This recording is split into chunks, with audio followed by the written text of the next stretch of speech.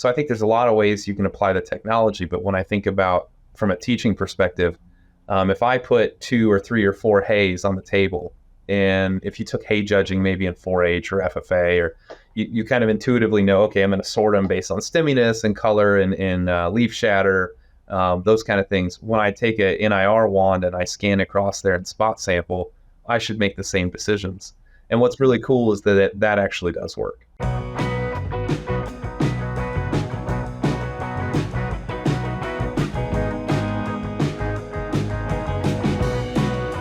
All right, welcome everybody to this episode of the Dairy Podcast Show. I am joined today by Dr. Benjamin Wenner from The Ohio State University, where he serves as an associate professor in animal sciences. Dr. Wenner attended Michigan State University for his bachelor's degree, where we overlapped for the entire 4 years. So unfortunately for both of us, maybe a little bit. He completed his master's in animal science at The Ohio State University and received his PhD in nutrition from the OSU Interdisciplinary PhD program. So Benjamin's actually been a guest on our podcast before, but we're really excited to welcome him back today. And we were discussing before we started recording, the topic of conversation today is NIR technology, how we use it in the classroom, how we might be able to use it in extension. And I'm excited to talk about this topic. As I was explaining to Benjamin before I hit the record button, I recently purchased a piece of NIR equipment, and I'm a little afraid to open it because it was very expensive, and I'm afraid I'm going to mess it up. So I'm excited to hear, Benjamin, what you've been working on and what your plans are, and how I can be a little less afraid of my fancy new piece of equipment. So you got to start by dropping it, and once you drop it, won't control it. Do you remember when you got like your first nice camera, and then like those digital cameras, and then you drop it the first time, you're like, oh my gosh, I've ruined it. Oh, that's actually a really sore subject with me. Okay. I that was something that happened to me relatively recently with somebody else's camera. And it shattered. And you actually broke it? Yeah, I did break it. So I shouldn't be dropping things. I'm too much of a klutz, but That's a bad analogy then. I'm sorry. So I got one of the older generation. I mean, not old generation. We were just talking about the old tractor attachments, but I've got one of the older generation. I think it came out in 2018, 2019 when I was traveling for nutrition. So 2017, 2018 feels like yesterday. And I remember at the time going to the demos, and they talked about price, and those prices are in the 5 figures. And so when I got one sent to me, AB Vista was kind enough to send me one that they had been using for demos at different universities. And it was older, right? So they can share it around and let you practice. And so I remember they sent it to me, and I had the suitcase. It's in the back corner under the deer hide, which nobody can see, by the way, because they're either listening to this as a podcast or they have the fancy background on. But that's fair, yeah. So, but I remember all those fancy movies where you're going to go make the high dollar CIA trade, and you've got the briefcase like handcuffed to your arm. And I joked with my students. I said, I feel like I need to chain this to my arm because I'm worried one of you will wander off with it, and I have to return it eventually because it's not mine. And I was not so much afraid to break it as I was afraid to lose it.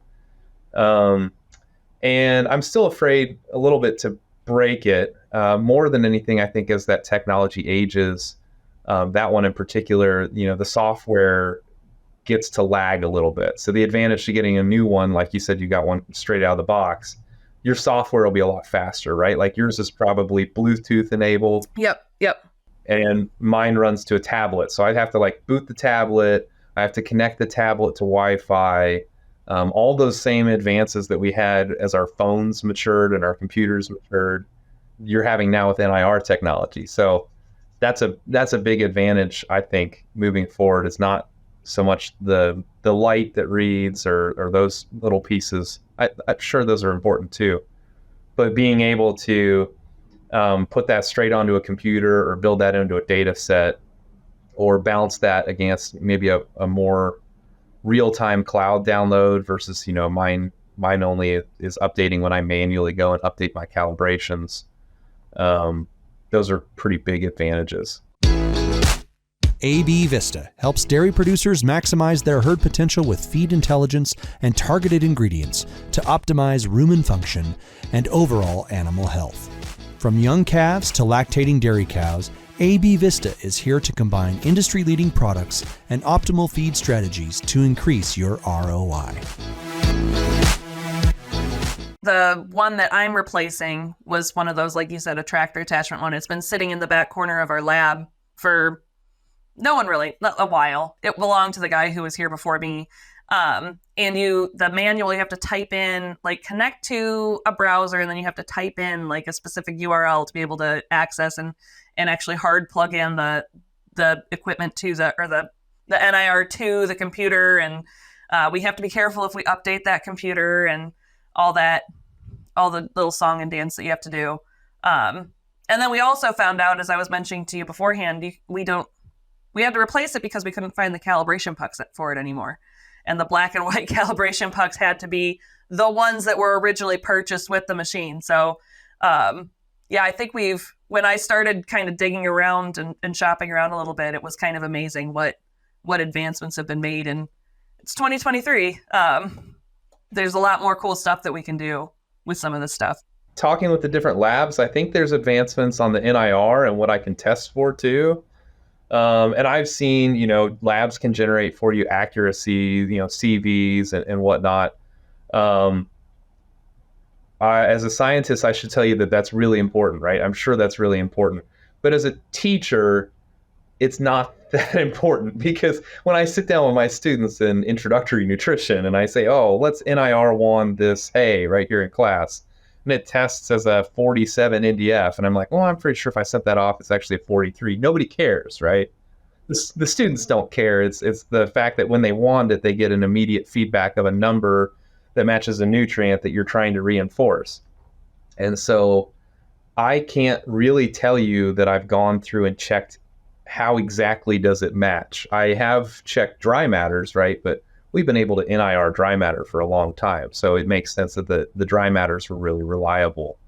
But for me, when I'm teaching or I'm doing extension, it's a lot more about just showing people differences, big differences. And so I think there's a lot of ways you can apply the technology. But when I think about from a teaching perspective, if I put 2 or 3 or 4 hays on the table, and if you took hay judging maybe in forage or FFA, or you kind of intuitively know, okay, I'm going to sort them based on stemminess and color and leaf shatter, those kind of things. When I take a NIR wand and I scan across there and spot sample, I should make the same decisions. And what's really cool is that actually does work. And I took it to a 4-H conference presentation. That's probably the last place I've used it, in April. And that's the first place I had adults. So I had adults who sell hay and run hay tests before they sell lots of hay. And when the adults get up there and they're like, oh, wow, that's really pretty cool. Can I send you samples in the mail to do that? Like, well, I mean, if you're going to already send samples in the mail, maybe you want a benchtop FOSS or something, something like that. But when you get out on the road and you can congregate a whole bunch of samples in one place and talk to people, that's a really cool extension experience, because so many people, I think, don't even sample feedstuffs or hays is a big push for me right now, because they don't know how to take a sample. They assume that it's going to be really expensive and complicated and frustrating, and they won't know what to do with the data afterwards. But you can have the entire conversation at once. I can show you how to take the sample. I can show you how a bad sample will skew your results. I can run the samples and show you how to select across forages, and then provide feedback of how you apply those different forages to a species, all within an hour. Right? All those things that could stretch out over time, or they're kind of esoteric because I'm pulling data sheets that don't really relate to, I've made them up, they're fake. I can actually run real data right there. That was really cool. So what does that look like for you? Is that the same in class versus when you're using it with your 4-H stuff? Or do you have students or 4-Hers or adults bring samples to your event? Or what's the logistics of that look like? So I'll tell you funny stories, and then we can talk about better logistics. So like the first time I did it, I traditionally teach students about dry matter, and we microwave stuff in the classroom. which is really fun because if you microwave samples just right, you can get them to catch on fire, and that's really dramatic. And then there's smoke in the classroom, and everybody kind of stresses out. And I'm assuming your environmental health and safety for campus is not listening to this, but... Well, that's the thing. So over time, you have this realization. You're like, there's things I'm doing in classroom that are cool that I shouldn't be doing. And so then it's like, well, how do I revise my lectures to teach other principles without maybe being quite so disruptive? So now what I do is I bring in for that classroom, that was the first thing I did. I brought in hays of my own. I sampled them different places. I'm actually working on a hay kit. So like the same kit could be sent to different counties and everybody could have the same analysis. And we would use the wand probably to determine those, just so that it would match if we had an event later. But so I've got different hay samples and I would just bring them in and then talk students through with a kind of an overhead camera, some visual evaluation, and then we'll take volunteers to come up and actually read. And once, I think kids need to see that other students can do that analysis right there, that your professor up front's not just some rock star genius that can pull it all up on a tablet, right? If you know me, then you know that that's not true. So instead, they need to see that their peers can completely blindly walk up that day, learn a new piece of equipment, and know how to run a sample in 5 minutes. And I think that's kind of that first breakthrough moment. Then we did some other things. So then we did have an extension event, and I did have people bring in their own hays.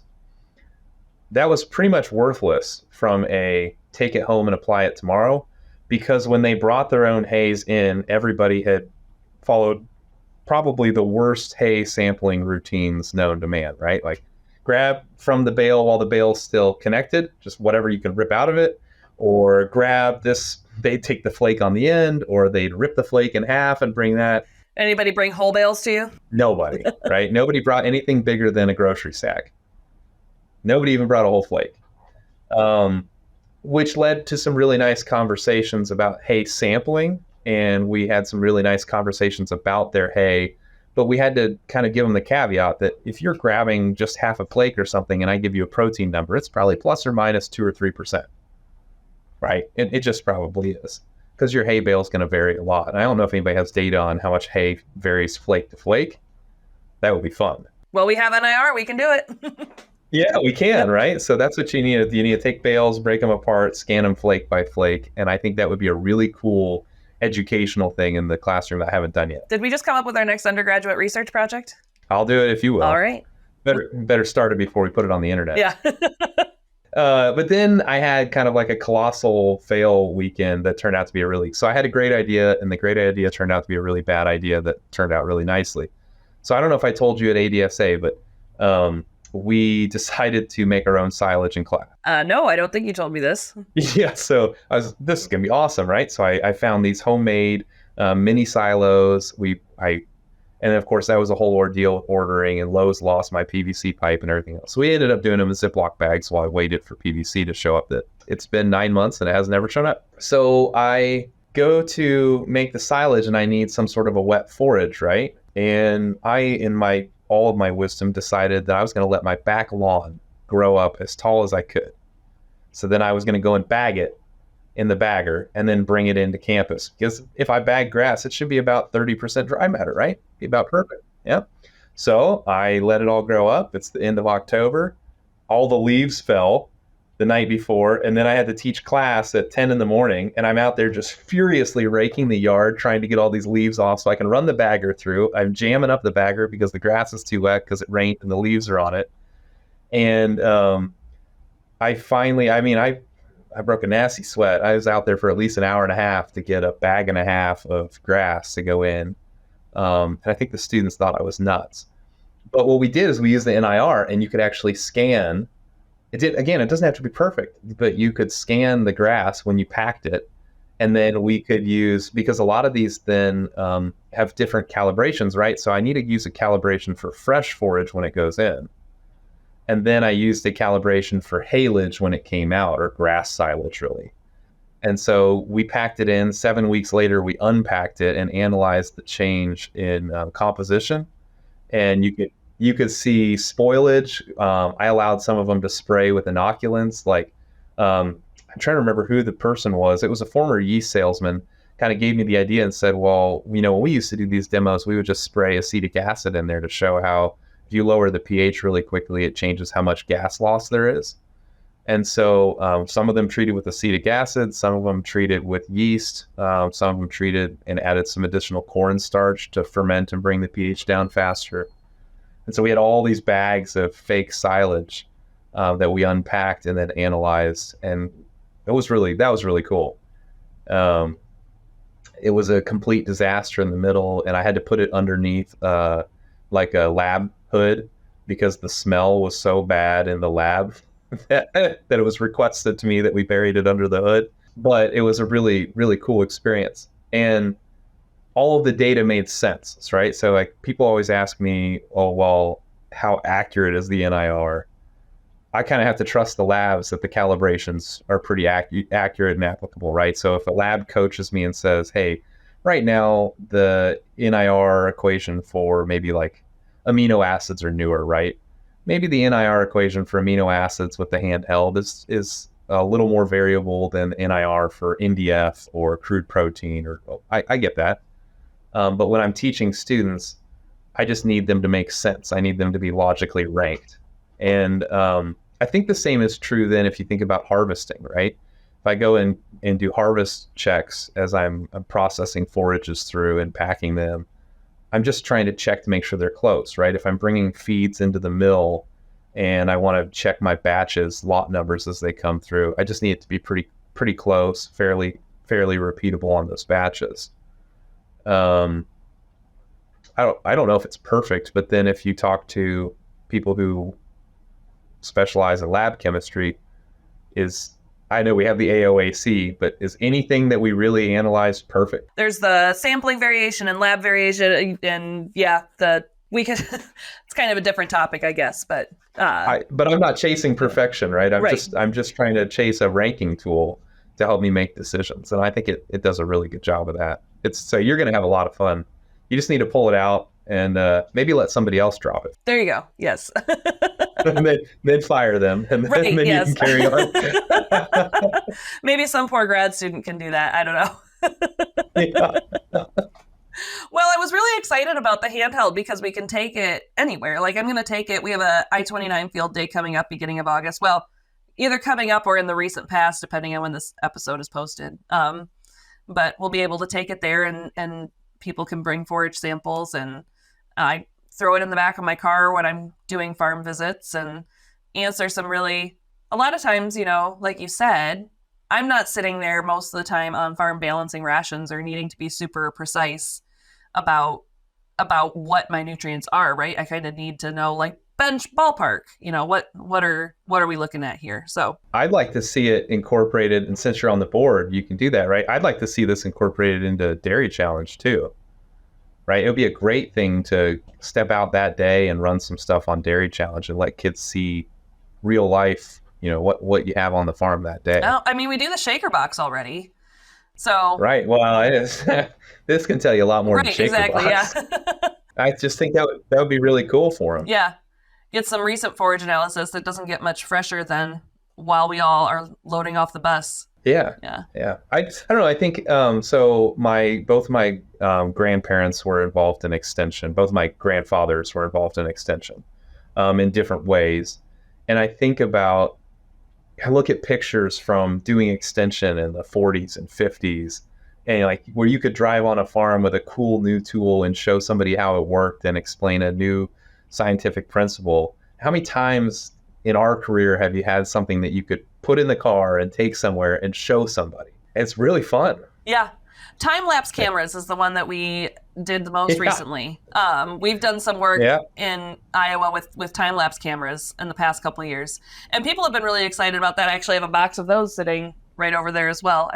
I need to do a better job, I think, of organizing my just random pieces of toys. But that's been one that we've gotten a fair amount of traction on too, just with time budgets and that sort of thing, being able to see what the cows are doing and when they run out of feed and answer some of those questions. And we loan those out though. Like those aren't really demonstrations, right? We could just, if somebody calls us up and says, hey, I want some time-lapse footage, we're we'll drive out to the farm and help them get it set up and that sort of thing. But I think most farms that we work with anyway aren't going to be going and buying these fancy new toys, right? They're not going to be buying NIRs or time-lapse cameras or thermal imaging cameras or whatever else it is, but having somebody in extension who can go and use that without, having us on as or us having you on as a client and kind of circumventing a lot of the extra stuff. I think still has value. But yeah, it's fun when we get fancy new toys to play with and show off a little, and extension can still be sexy. Yeah, that's right. That's your tagline for this, right? Yeah. Episode title right there. Yeah. Yeah, sign me up. No, I think my limitation now is just I have one device and I have a lot of people who want to know how it works. And so I think what my next step is probably to train a core group of people who know how to use it, who can check it out and then bring it back. Somebody I can handcuff it to their wrist for the weekend and then they bring it back to me on Monday, with or without the hand. You got 2 of those anyway. Yeah. I think we've got to train some more people how to use them. It's interesting you talk about the farm, whether or not a farm will buy one. So I don't know, 5 or 6 years ago, we were all sitting around having a beer talking about where this goes. And I thought, well, we're going to get to a point where every single big farm has their own NIR and a bench top sitting in the back lab room right beside a casual oven or whatever. But now I guess I'm not sure with portable technology and, Bluetooth capacity straight to your phone, or, I'm kind of an advocate that maybe they can make a wand that will just plug into your phone. That'd be all right too, right? Plug in technology. I have some thermal cameras that plug right into my phone. So you don't have... Oh yeah, that'd be cool. I haven't seen one of those. Yeah, you have an Android, right? I have a couple that I can't use because they're an Android compatible, and I have an iPhone. But yeah, it just plugs into that port on the bottom of your phone, and it's a really high quality thermal imaging camera. Oh, that's awesome. Yeah. Putting that on my Amazon shopping list. Uh-huh. So, I think, though, in my head that farms were going to invest in these and run all their own feed analysis.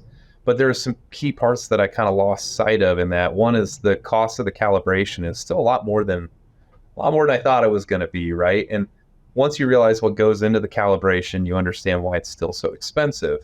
The other piece of that is the time, right? So even if all the technology is sitting in that back lab office, who on the farm is going to have the time to go and correctly pull all those samples, bring it in and input it? So that's where the nutritionist still has that chance to kind of, carve out their niche on the farm, show up with the device, run the device right in the, the back trunk of their car, pull all the samples and input it for the person and leave.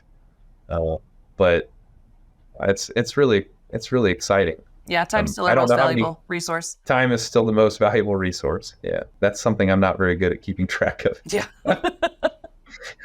Join the club. Yeah. So you mentioned you're sending out these hay kits, or you're putting together these hay kits. What exactly do those look like? Are you sending them to counties, you said? I have not completed one yet. We're getting there. So we started by building feed kits. So some other folks that work in extension, it's one of those, like, Benjamin has a bad idea, but Benjamin's not very good at executing bad ideas. He just hands bad ideas off to somebody else. Because he has time blindness. Yeah. Yeah, time blindness. Yeah, that's fair. And so some other folks in our extension suite had some funding from the Ohio Harness Association, who was willing to put money towards these feed kits. So used that money to purchase a bunch of feeds, brought all the feeds in here, and we had like a feed kit building day. And we built 100 feed kits that each have 48 separate feeds in them, activities to match for foragers, like how to use a Pearson square, how to ID them, sort them in nutrient classes, things like that. And then we basically, because of the sponsorship, we're able to give one of those for free to every county. Okay. So that was the real cool part where they were able to come in and take what was kind of just a bad idea and actually implement it somewhere. So now bad idea 2.0 is hay kits, right? So, and we have smaller versions of the others that we did, like a non-ruminant feed kit, a ruminant feed kit, an equine feed kit, stuff like that. But the hay kits, I think, will be roughly about the same.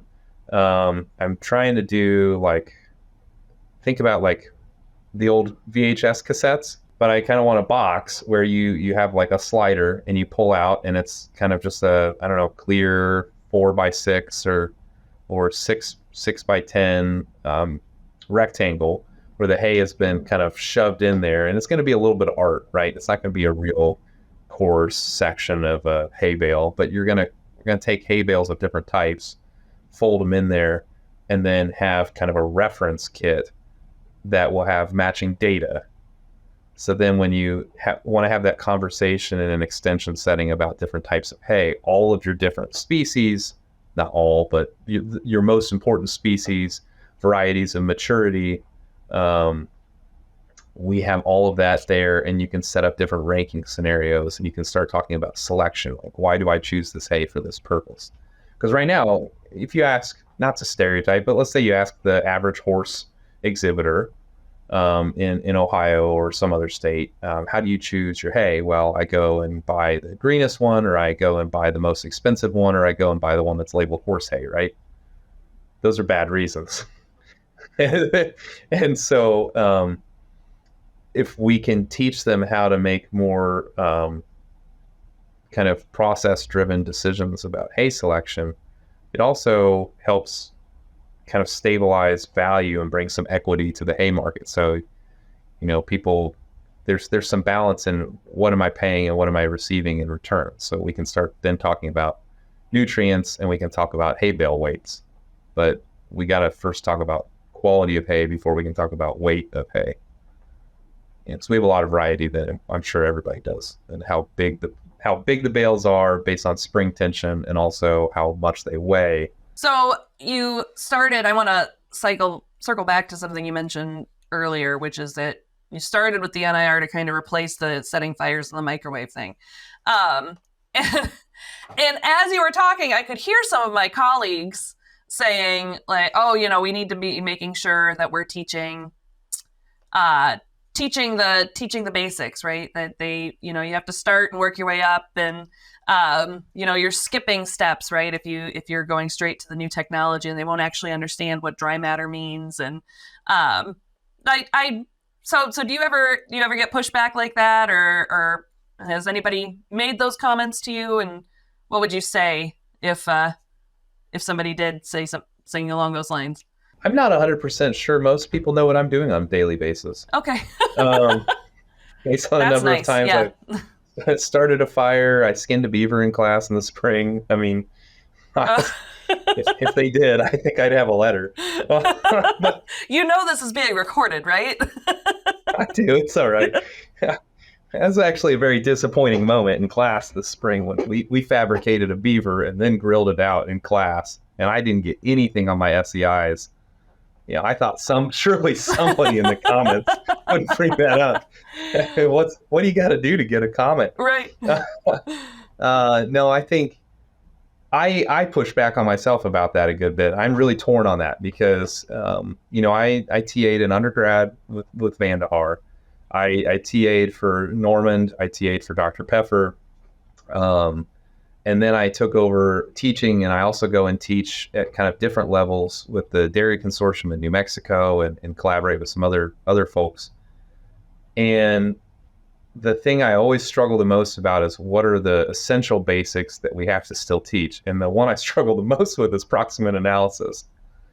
Because I spend a lot of time trying to get students to understand the proximate analysis diagram, process, purpose.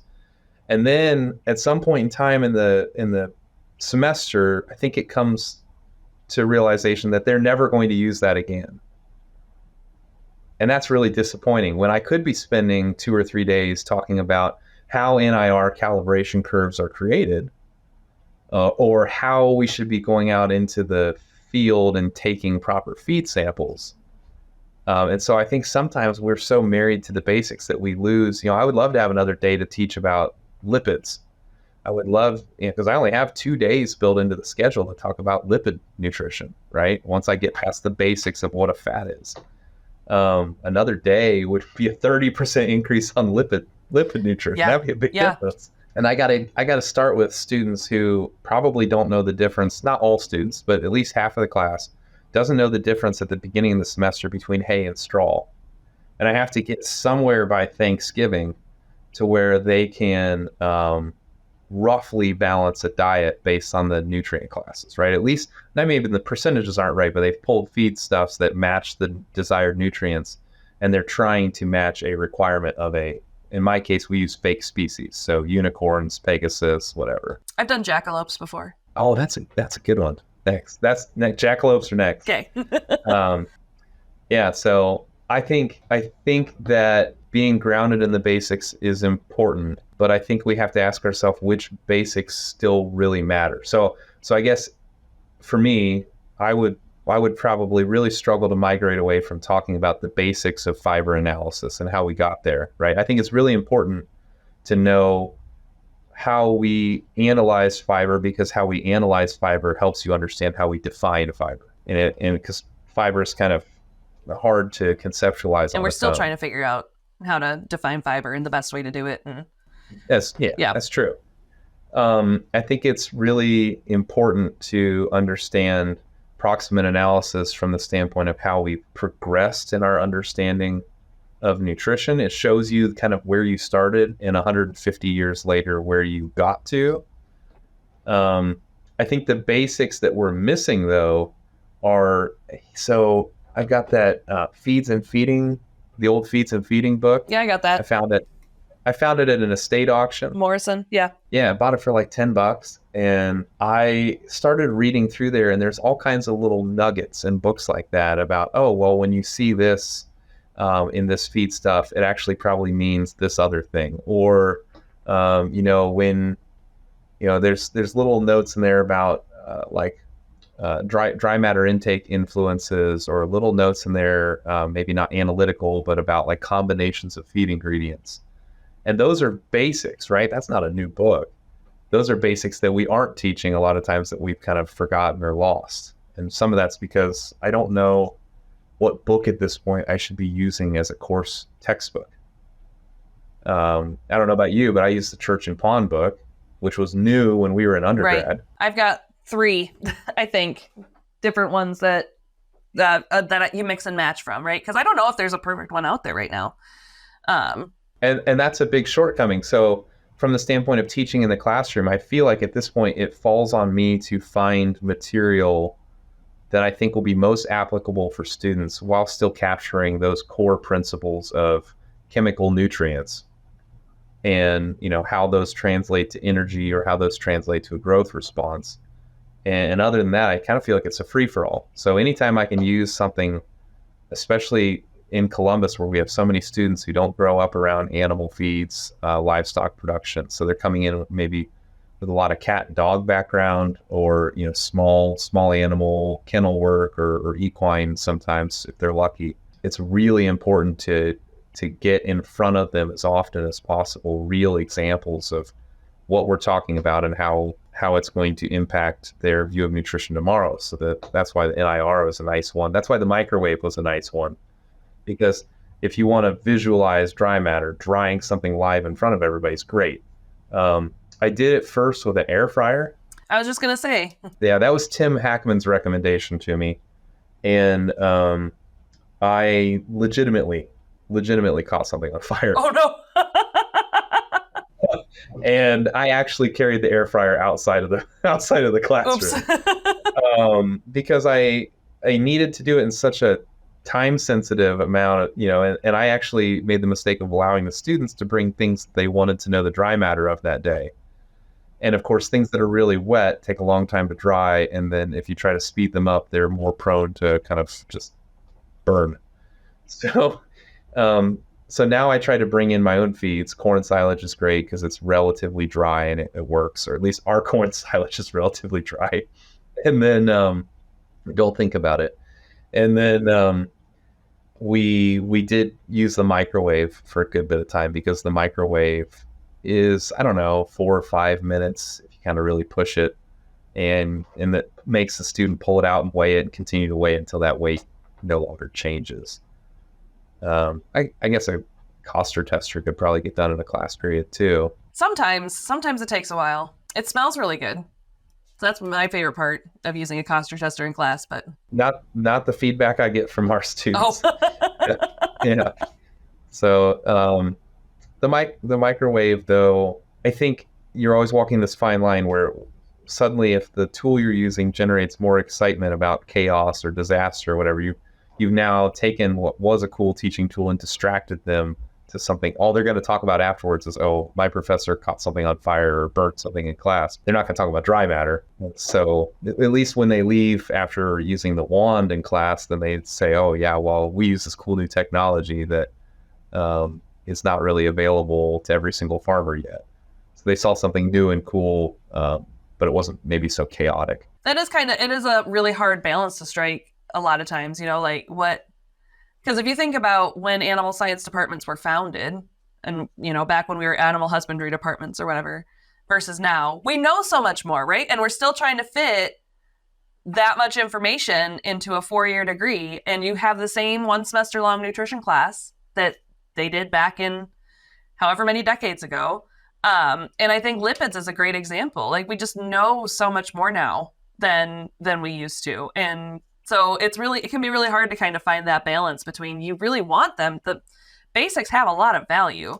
But there's only so many hours, there's only so much time that you can, and kids are pulled in so many directions, all of us, not just students. We're all pulled in so many directions now, and there's so much vying for our attention that it can be hard to, sometimes you got to give some stuff up, and it can be hard to kind of decide what's going to be the thing that you have to give up. So, and I'm not very good at giving things up, so that's a struggle for me. So I just always try to talk faster and shove more in, and that response is not very positive either. Yeah, right? They learn less that way when you start doing that. Yeah, they do. Yeah, so we've really tried to refocus on kind of like homework or case studies. Case studies have been really positively received. It's not that they don't care about nutrition in real life settings, it's that they don't know how to start trying to apply themselves to it. And so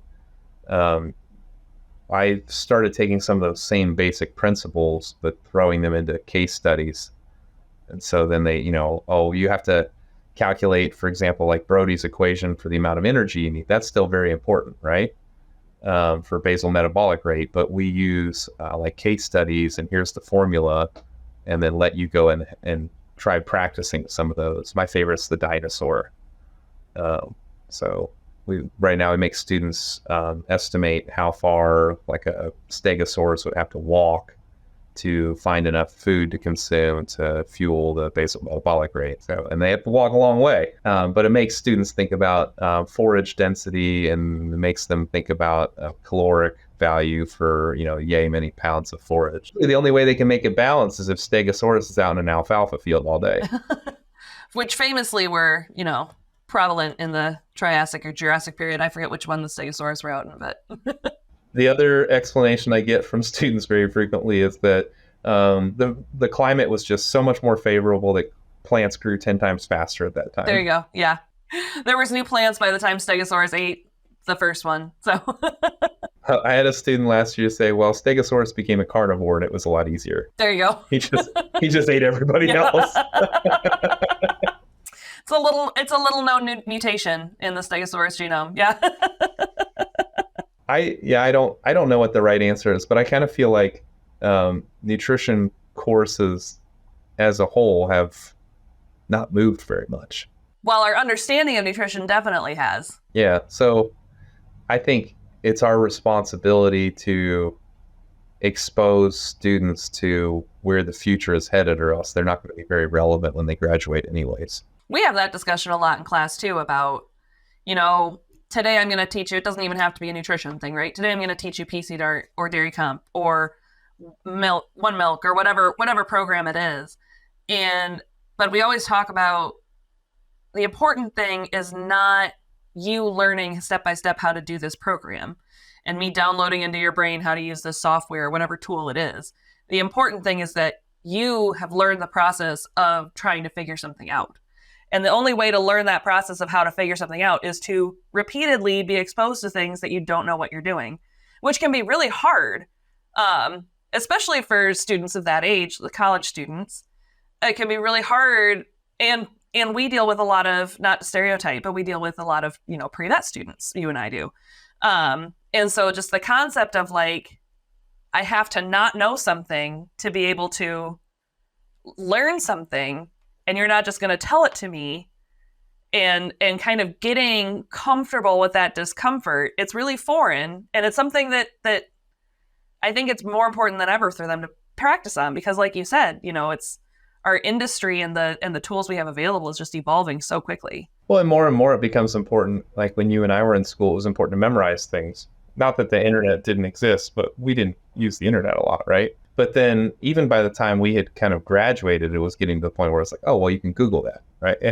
And so it always blows my students when I tell, because now in Back to Dairy Challenge, they can use whatever they want.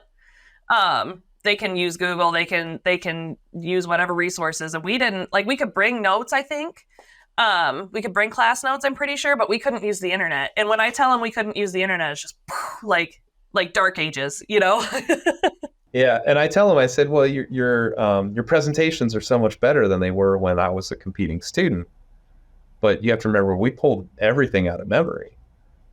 We couldn't go and reference every single. We'd have to say, oh, I think I remember seeing that one time, or I heard it in this seminar, and like you said, pull it from your book. And now they're to where everything is searchable or findable really fast. PDF reference books. And so it becomes less and less important what you can memorize, because you could find it tomorrow. It becomes more and more important how you can critically think through the problem of applying the knowledge, because everybody, that's why we say Dr. Google, right? Everybody can find the super specific scientific or medical knowledge that they need to if they know how to use Google right. But how do they then apply it? It becomes very challenging.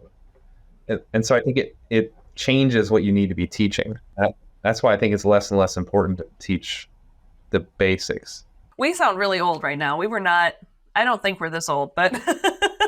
Well, I was cleaning out my basement. Hannah needed some binders. So I pulled out some old binders. And one of my binders was like basically a state 4-H, but it was a science fair style project. And it was on mad cow disease. Oh, yeah. From 2003. And that was the hot year, right? And I pulled it out, and I was kind of like, my memory was jogged back when, before Google, and you used AOL search engine to find everything, and just how useless the internet was. And even at that time, there was just absolutely stupid stuff that was completely factually inaccurate on the internet.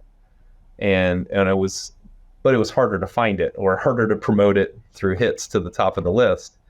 And I just think now, like, how much that's changed since I know we're not that old, but since when we started school to now when we're graduating students, a couple decades later, it's changed very dramatically, to where I think our expectations of a course like introductory nutrition, based on our experience, is not a very good fit. If we just teach it the way we experienced it, that's not a good fit for the skills that students need now. Well, and I really appreciated your comments that you made earlier, specific to the NIR. You were talking about, students that come from a dog or cat background, maybe not more of a urban, not so much of a livestock background, and using that NIR as a tool to kind of help them be able to, draw connections to the livestock industry, because they don't have a background in the livestock industry.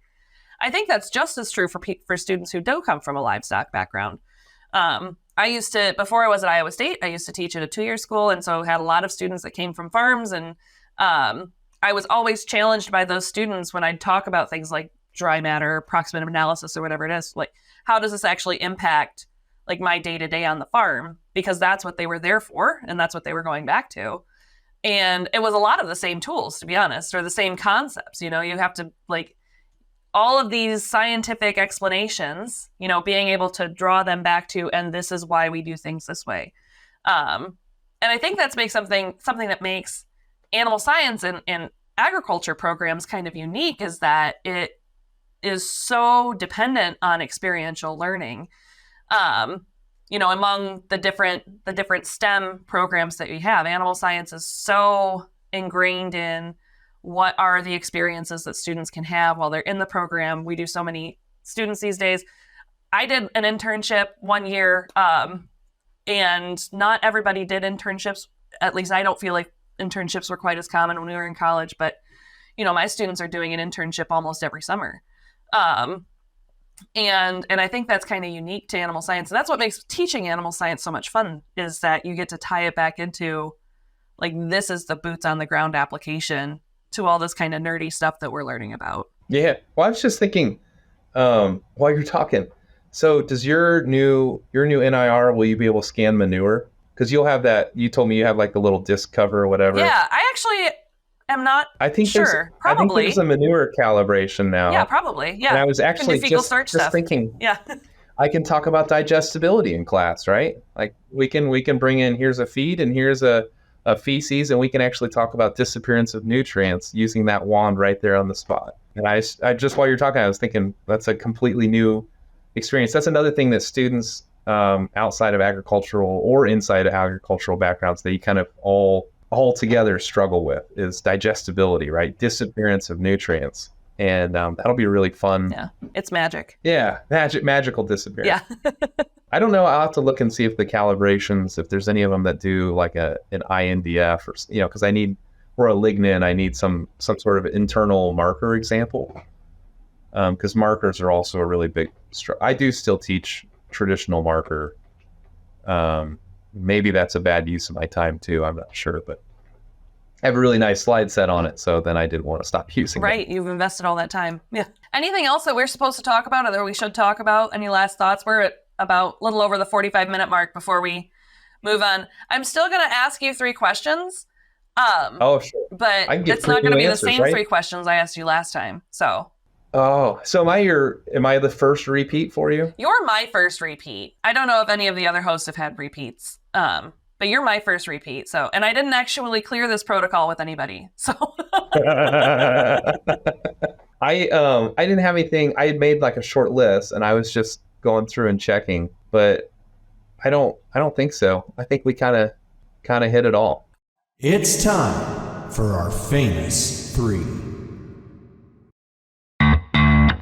Evonik Animal Nutrition is committed to ensure food security and safety while reducing the ecological footprint of animal farming. Its products and services use evidence-based solutions that seek to promote animal welfare and reduce reliance on natural resources. All this is underpinned by long-standing industry partnerships and deep customer understanding.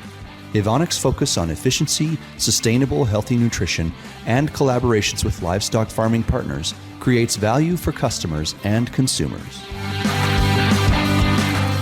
Well, I have 3 questions for you. They are loosely based on the 3 questions we ask all of our guests. But because you've already answered those questions, I'm going to mix it up on you a little bit. So the first question is, normally, what is your favorite dairy-related book or resource? But I'm going to ask you, what's your favorite paper that you've read recently? Oh, that's challenging. And I'm going to confess that I have not been reading as many papers as I should. So how about we say my most favorite paper I've started reading, but don't have it. Or we could say your favorite classic paper. I don't know. I've been reading a lot. So I've really been delving into, I know I should already know this, right? Because I live and work at Ohio State, but Firkins's branch chain VFA work, and really trying to understand now that there's 3, 4, 5 of those papers kind of stacked up, really trying to understand how that branch chain VFA product is working or could be working in microbial populations. If you want to hear kind of a sideways story, we did a little work on music, like the parlor music, what kind of, and parlor music appears to influence, like, I don't know if it's cows' happiness, but maybe cows' productivity. But I have a running theory that maybe it's not the cows, and maybe it has a lot to do with it puts the workers in a good mood. Yeah. I think that's it. Yeah. And so I was reading a bunch of papers about that, basically, like the effect of music on kind of comfort level in a lot of different species. Fish is actually one I didn't think anybody had been doing research in, but apparently fish grow faster with different kinds of music. So that's a little teaser for you. But the most favorite paper recently, I'm not all the way through it because sometimes it takes me a little bit of time to digest, but back to fiber and the way that fiber can be really kind of difficult, tricky to analyze. And I got really hung up there for a few years on different pore sizes, ash content, and was doing some undergrad studies and comparing, like the ANCOM bags versus reflux units, and how do we run fiber more efficiently in the lab. And then I saw Mary Beth Hall at ADSA, and she had that poster. And then she said, oh, well, the paper is already in press. And I think it just came out this month's JDS. So that would be the August issue. And so I've been working my way through that paper, actually. And I really appreciate, every so often you got to read a methods paper, right? They're not glamorous. They're really dirty. And there's tons of data. And it's really frustrating, I think, to kind of work your way through the paper. It's not a reflection on the authors. But I really appreciate how much time and thought goes into a methods paper. And it's a methods paper that's going to influence the things that we do in the lab. And honestly, what we've started doing for wet chemistry NDF is sending it out. So because over time, if you have new students running it every time, you might be better sending it to a commercial lab. And I think, just to capture on a side point with that, but I don't think people who think that these NIR wands are going to replace wet chemistry, I don't think that that's necessarily really ever going to happen. Well, maybe eventually, but there's going to still be some times you're going to want to send off for wet chemistry, but I think you can be a lot more targeted about when you use it, why you use it, because there's a time delay and there's a time expense for that, right? So the NIR kind of helps you manage, like you said, time is your most valuable asset, and then wet chemistry gives you more analytical precision, right? And so sometimes you need, that's probably my paper for right now. I don't have the citation. I don't know what it is. Well, and so it's end of July right now, Mary Beth Hall's recent paper that just came out in press. So I don't know when this will be posted, but anybody who goes and searches for work Mary Beth Hall has done is probably not going to be disappointed. So that's fair. Yeah. All right. Our second question is normally, what is your favorite non-dairy or non-agriculture book or resource? I'm going to ask you, what is your favorite thing that you've read recently? And I've been kind of all over the place. I think since the last time we talked, I read Where the Crawdad Sings. You were in the middle of it last time we talked. And I'm going to say that it's overrated.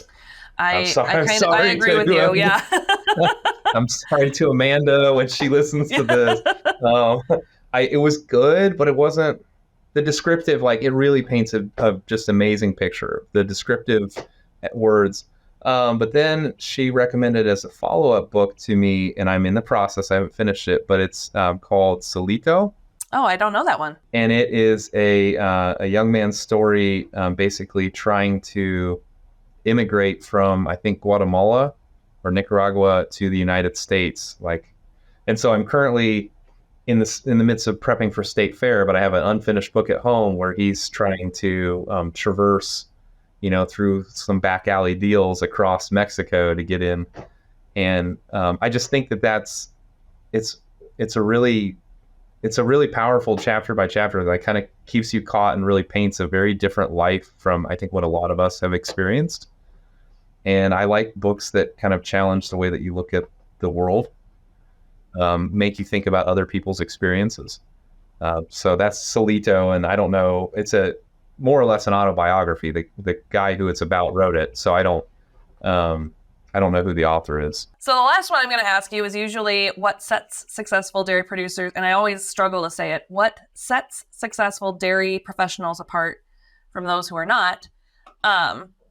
So today I'm going to ask you, who is someone in the dairy industry that you look up to and why? Well, I mean, I've got a few. We just were sitting there at the Bill Weiss Symposium, and obviously that's a pretty strong role model. I think from an extension standpoint, him and Norman are kind of my aspirational models.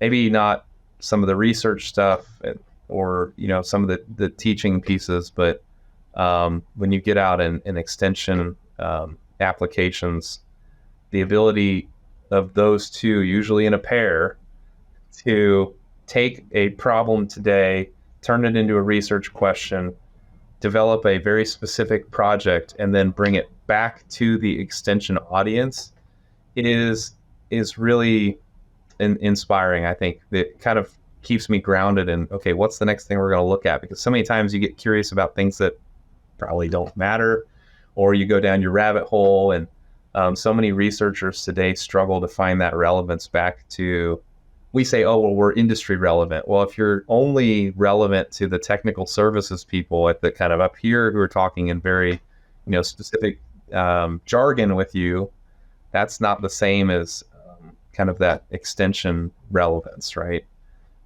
And so those two are kind of top of my list. Excellent choices. Thank you, Benjamin, for joining us this afternoon or this morning or whenever else people are listening to this episode. Really appreciated your insight today.